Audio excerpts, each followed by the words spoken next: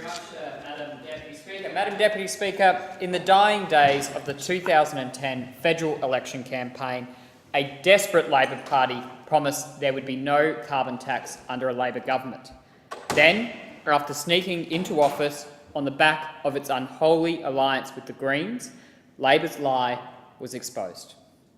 Labor introduced a carbon tax.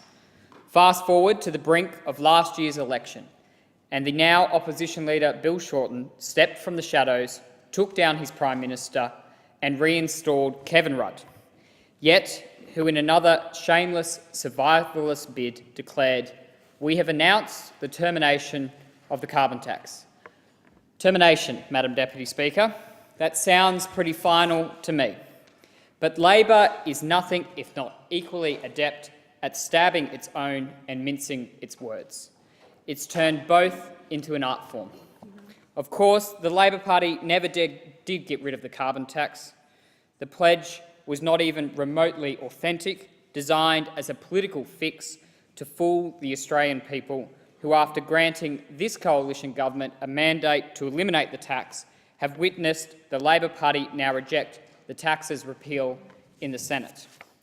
This pattern of dishonesty, this long-running con, is one thing, Madam Deputy Speaker. Australians have been left with a tax that they hate and that they never voted for. But leaving aside the moral misgivings of repeatedly saying one thing and doing the opposite, it is the day-to-day impacts of Labor's standing by and for the carbon tax that have cut the deepest. Madam Deputy Speaker, during the 6 years of Labor administration, the cost of living soared. Gas prices jumped by 63%. Electricity prices climbed by 93%. Water and sewage bills were up 63%. Education costs rose 39%. And medical and hospital costs increased by 46%. In fact, the full extent of the damage has only recently been revealed, with the release of figures detailing the carbon tax's bills for all liable entities for the 2012-13 financial year.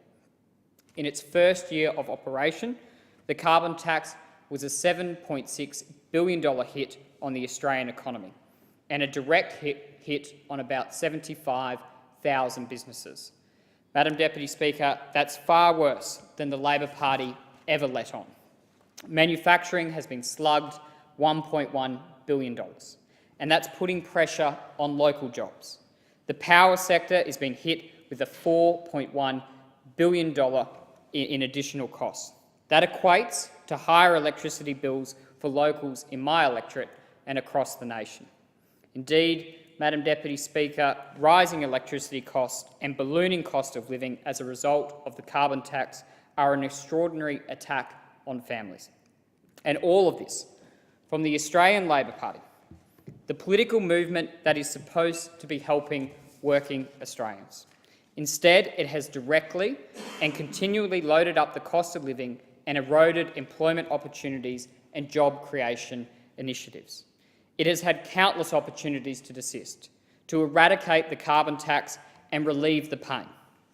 But no, the Labor Party, still fearful of stepping out from under the spell of the Greens, is committed to higher electricity and gas bills and hurting Australian families and businesses. Madam Deputy Speaker, unemployment is one of the key negative social dividends of Labor's economic failures. Job opportunity, job security and the rising cost of living are all connected. Somebody who is on Newstart because they can't find a job is the same issue as a local small business which can't give that person a job because of crippling overheads. Under Labor, business flagged. So many people found themselves in difficult times because of the exceptionally high cost of living.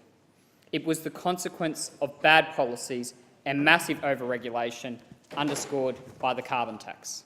But, Madam Deputy Speaker, this government, a government which keeps its promises, is cutting the waste. We have introduced a suite of deregulation legislation ahead of the largest single reduction of federal laws in the nation's history. Wednesday's Red Tape Repeal Day will see the end to more than 9,000 bizarre, useless and punitive laws, regulations and guidelines that have cluttered our lives added cost and stymied confidence. The Coalition promised a deregulation agenda that would slash $1 billion in red and green tape every year.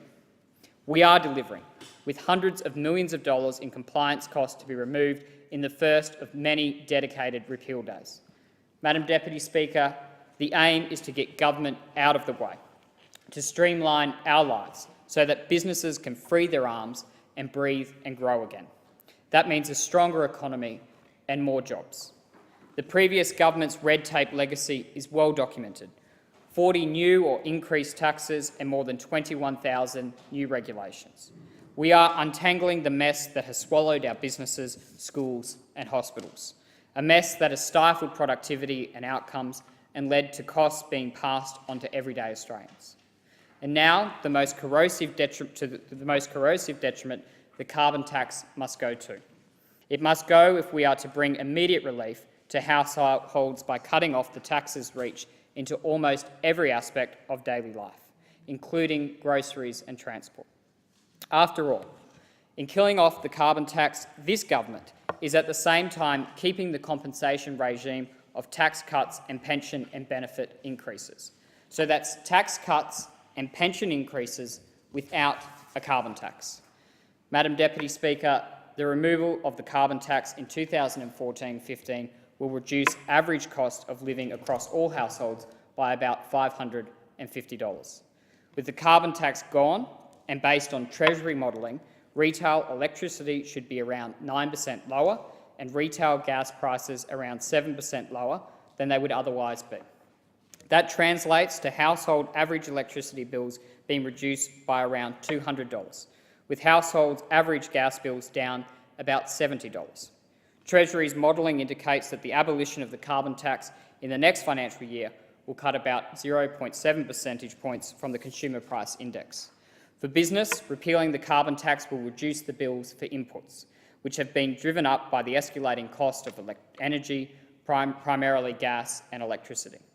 Business compliance costs are also expected to fall by about $87.6 million a year as a result of the repealing of the carbon tax.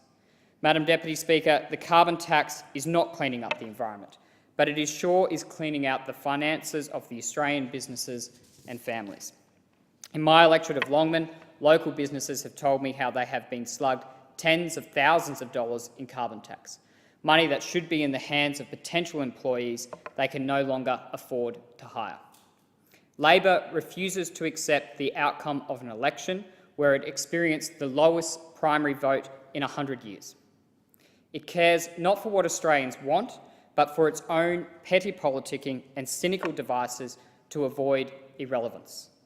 Well, they might be cute with politics, Madam Deputy Speaker, but the members opposite are acute underperformers when it comes to delivering lower costs for all Australians. It's time, well past time, for Labor to step up and help Australian families and businesses by scrapping the carbon tax. The people resoundingly have voted for it to go, as have the government members in this place. All Coalition MPs lived up to their promise to scrap the job-destroying carbon tax, and yet every Labor MP voted to keep it. So Australians have been left in no doubt about who wants to bring down their household power bills and who doesn't.